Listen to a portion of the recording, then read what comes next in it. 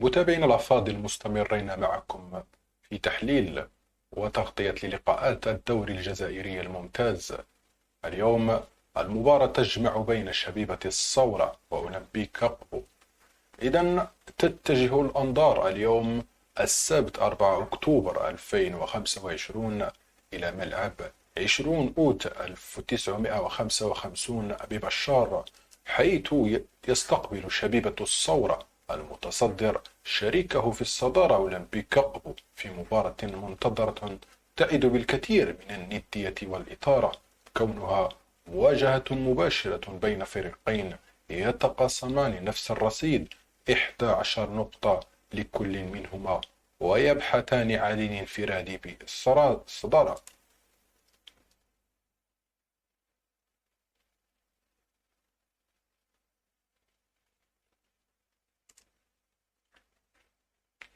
إذن فيما يخص وضعية الفريقين في الترتيب، شبيبة الثورة المركز الثالث ب 11 نقطة من 6 مباريات، 3 انتصارات، 2 تعادلات وهزيمة واحدة. أما أولمبيك قبو فهو يوجد في المركز الرابع ب 11 نقطة من 6 مباريات، 3 انتصارات وتعادلين وهزيمة واحدة. الفريقان يقدمان بداية موسم قوية ومتوازنة، وهو ما يجعل المواجهة المباشرة بمثابة فصل أول في سباق الصدارة. إذا نتحدث أولا حول الشبيبة الثورة. لديه قوة هجومية أمام جماهيرها. نسور الصحراء عادت في الجولة الماضية بتعادل ثمين من العاصمة أمام نجم بن عكنون 1-1، وهو ما عزز معنويات اللاعبين قبل لقاء القمة. الفريق يراهن على عاملي الأرض والجمهور من أجل فرض أسلوبه الهجومي. مساعد المدرب مصطفى جاليت أكد أن المجموعة جاهزة لتقديم مباراة كبيرة، مشددا على أهمية النقاط الثلاث لمواصلة السباق نحو القمة. أما أولمبي أقبو مفاجأة الموسم وصاحب الصلابة الدفاعية، من جانبه يظهر أولمبي أقبو كأحد أبرز مفاجآت البطولة هذا الموسم.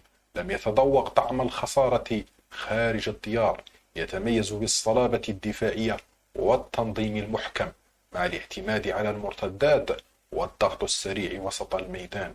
الفريق سبق ونحرج الثورة الموسم الماضي بالفوز عليها ب2-1، ما يمنحه ثقة إضافية في هذه المواجهة. تاريخ المواجهات بين الفريقين: 27/2/2025 فازت شبيبة الثورة ب2-1 على أولمبيك أقبو. أما في 14/2024 أولمبي أقبو يطيح بالثورة ب2-1. الأرقام تؤكد تكافؤا واضحا بين الفريقين، مع أفضلية نسبية للثورة على أرضها. فيما يخص مفاتيح اللقاء، هجوم الثورة بقيادة خطها الأمامي السريع في مواجهة دفاع محكم من جانب أقبو. الكرة الثابتة سلاح فعال لكلا الفريقين في مباريات متوازنة. أما عامل الأرض والجمهور قد يكون ورقة رابحة لشبيبة الثورة. التحضير البدني: بما أن المباراة تجرى في بشار، حرارة وظروف مناخية صعبة، فالعامل البدني سيكون حاسما أكيد. أما فيما يخص التوقعات لهذه المباراة، فالمباراة مرشحة لأن تكون قوية ومفتوحة على جميع الاحتمالات. شبيبة الثورة تبدو الأقرب للفوز بالنظر لتاريخها على ملعبها ودعم جماهيرها، لكن أولمبي أقبو قادر على قلب الموازين كما فعل في الموسم الماضي. النتيجة الأقرب في هذه المباراة وهي فوز صعب لشبيبة الثورة 1-0 أو 2-1، مع إمكانية التعادل 1-1 إذا واصل أقبو صلابته الدفاعية.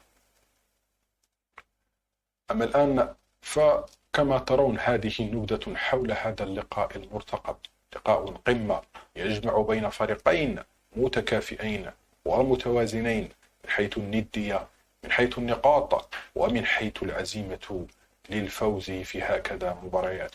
جماهير الثورة لن تسلم فريقها وستدعمه طيلة 90 دقيقة من أجل الفوز والحصول على 3 نقاط ثمينة قد تكون حافزا كبيرا للثورة هذا الموسم.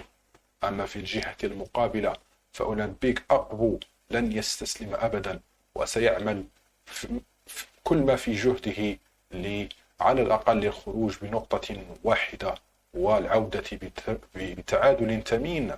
هذا أكيد لن يكسر خواطر جماهير أولمبيك أقبو. أما الآن فربما سنتحدث مع المحدثين باللغة الفرنسية فقط لإلقاء بعض المعلومات عليه.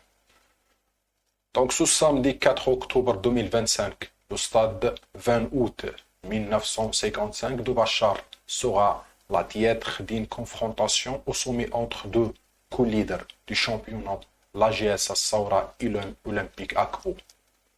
Les deux équipes comptent chacun 11 points et ambitionnent de prendre seul les commandes du classement. Le classement avant le match, GS Saoura 3e place. 11 points, 3 victoires, 2 nuls et 1 défaite. Olympique Akbou, 4e place, 11 points, 3 victoires, 2 nuls et 1 défaite. Cette parité rend l'enjeu encore plus fort. Le vainqueur s'installera provisoirement en tête. La GS Saoura frustresse à domicile. Revenu avec un nul précieux de la capitale contre le NA Hussein Dey, 1-1 les Aigles du Sud, abordant ce duel avec confiance. À toute majeure, le soutien de leurs supporters dans un stade réputé difficile pour les adversaires. Le staff technique, par la voix de l'adjoint Mustafa Jalid, a insisté sur l'importance de cette victoire pour maintenir la dynamique et rester dans la course au titre. À toute clé, un secteur offensif rapide et percutant, capable de débloquer des situations fermées. L'Olympique Akbou, la révélation du championnat. Akbou confirme son statut d'équipe surprise cette année, ou bien cette saison. Invaincu hors de ses bases, le club cabaillé impressionne par sa rigueur défensive et son organisation collective. L'équipe mise sur les transitions rapides et l'efficacité en contre-attaque. Confiance supplémentaire. La saison passée, Akbou a déjà surpris la Saoura avec une victoire de 1 provenant qu'il n'a pas de complexe face au groupe. Les clés du match, l'attaquant de la Saoura face au bloc défensif discipliné d'Akbou. Les coupes de pied arrêtées qui pourraient faire la différence dans un match serré. L'ambiance du stade de Bachar, véritable deuxième homme pour la GS Saoura. La condition physique, le climat chaud et sec du sud algérien pourrait avantager l'équipe locale plus habituée. Pronostic, un match qui s'annonce tendu, où chaque détail comptera. Légère avance pour la GS Saoura grâce au facteur terrain et au soutien du public. Mais Akbou a prouvé qu'il avait surprendre et pourrait reparaître avec un nul. Donc un score probable, victoire courte de la GS Saoura 2-1 ou un match nul 1-1. متابعينا الأفاضل مستمرين معكم في تحليل وتغطية للقاءات الدوري الجزائري الممتاز. اليوم المباراة تجمع بين شبيبة الثورة وأولمبيك أقبو. إذن تتجه الأنظار اليوم السبت 4 أكتوبر 2025 إلى ملعب 20 أوت 1955 ببشار، حيث يستقبل شبيبة الثورة المتصدر شريكه في الصدارة أولمبيك أقبو في مباراة منتظرة تعد بالكثير من الندية والإثارة، كونها مواجهة مباشرة بين فريقين يتقاسمان نفس الرصيد 11 نقطة لكل منهما، ويبحثان عن الانفراد بالصدارة.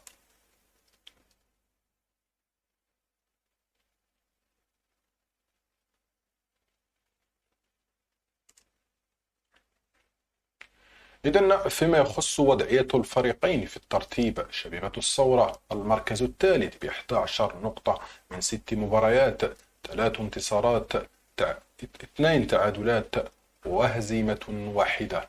أما أولمبيك بو فهو يوجد في المركز الرابع ب11 نقطة من 6 مباريات، 3 انتصارات وتعادلين وهزيمة واحدة.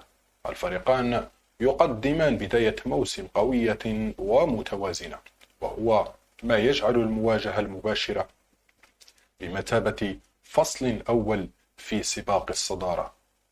إذن نتحدث أولا حول الشبيبة الثورة. لديه قوة هجومية أمام جماهيرها.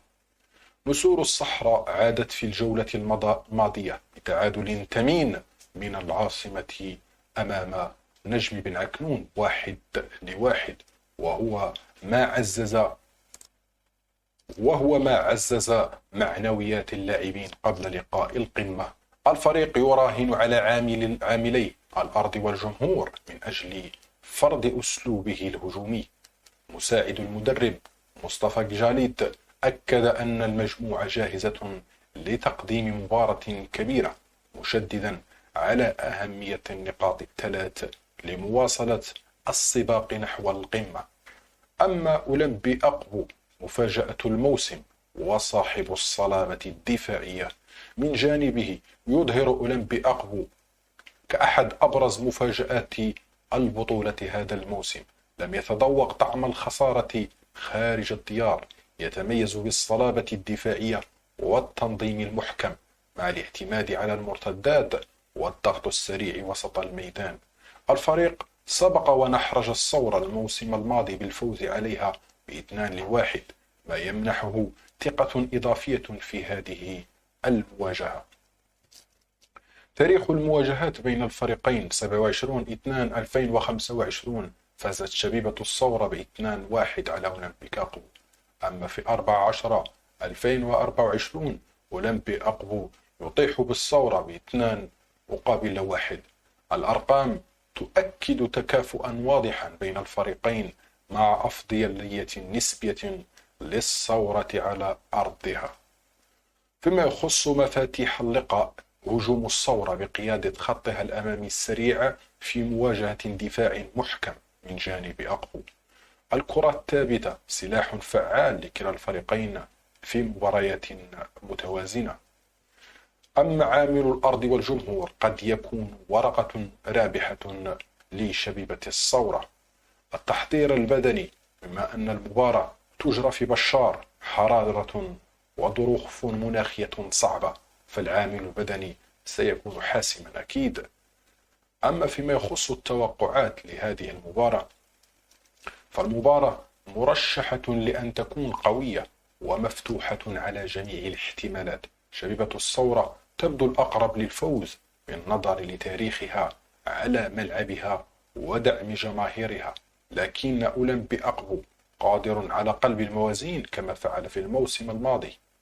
النتيجة الأقرب في هذه المباراة وهي فوز صعب لشبيبة الثورة 1-0 أو 2-1، مع إمكانية التعادل 1-1 إذا واصل أقبو صلابته الدفاعية. أما الآن فكما ترون هذه نبذة حول هذا اللقاء المرتقب، لقاء قمة يجمع بين فريقين متكافئين ومتوازنين من حيث الندية، من حيث النقاط، ومن حيث العزيمة للفوز في هكذا مباريات. جماهير الثورة لن تسلم فريقها وستدعمه طيلة 90 دقيقة من أجل الفوز والحصول على 3 نقاط ثمينة قد تكون حافزا كبيرا للثورة هذا الموسم. أما في الجهة المقابلة فأولمبيك أقبو لن يستسلم أبدا، وسيعمل كل ما في جهده على الأقل الخروج بنقطة واحدة والعودة بتعادل ثمين، هذا أكيد لن يكسر خواطر جماهير أولمبيك أقرو. أما الآن فربما سنتحدث مع المحدثين باللغة الفرنسية فقط لإلقاء بعض المعلومات عليه. Donc ce samedi 4 octobre 2025, le stade 20